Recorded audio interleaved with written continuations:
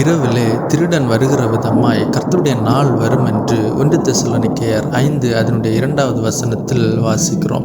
இன்னைக்கு சோசியல் மீடியாஸில் அநேகர் சொல்வது போல இயேசு கிறிஸ்துவின் ரகசிய வருகை இருந்தால் எப்படி இருக்கும், அதை குறித்து லாஸ்ட் வீக்கில் ஒரு வீடியோ போட்டிருந்தேன். அநேகர் பார்த்துருக்கீங்க.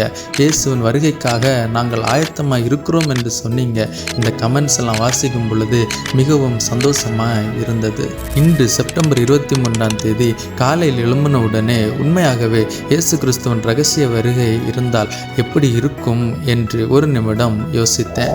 அவருடைய வருகையில் பரிசுத்தவான்களோடு எடுத்துக்கொள்ளப்பட்டால் ஐ ஆம் த luckiest one in the world, பாக்கியவான் என்று சந்தோஷப்பட்டேன்.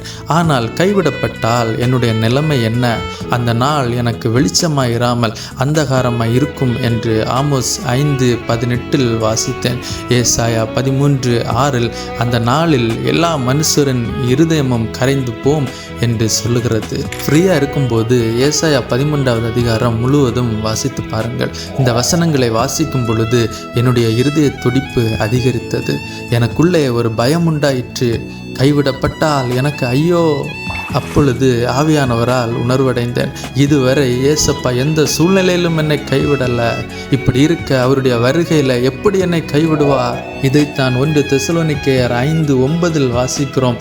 தேவன் நம்மை கோபாக்கினைக்கென்று நியமிக்காமல் நம்முடைய கர்த்தராகிய இயேசு கிறிஸ்து மூலமாய் ரட்சிப்படைவதற்கென்று நியமித்தார். அடுத்த வசனம் சொல்லுகிறது, அவரோடு கூட நாம் ஏகமாய் பிழைத்திருக்கும்படி அவர் நமக்காக மரித்தாரே. நான் ஒரு கிறிஸ்தவன், அதனால் அவருடைய ரகசிய வருகையில் எடுத்துக்கொள்ளப்படுவேனா? இல்லவே இல்லை.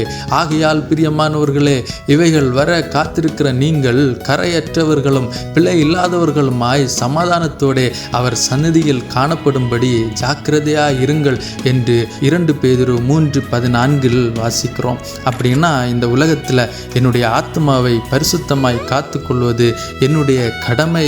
இதோ வாசற்படியில் நின்று அவர் தட்டுகிறார். அவருடைய சத்தத்தை கேட்டு இருதயத்தின் கதவை திறந்தால் அவர் வந்து நம்மிடத்தில் பிரவேசிப்பார், நம்மோடு போஜனம் பண்ணுவார், நாமும் அவரோடு போஜனம் பண்ணுவோம்.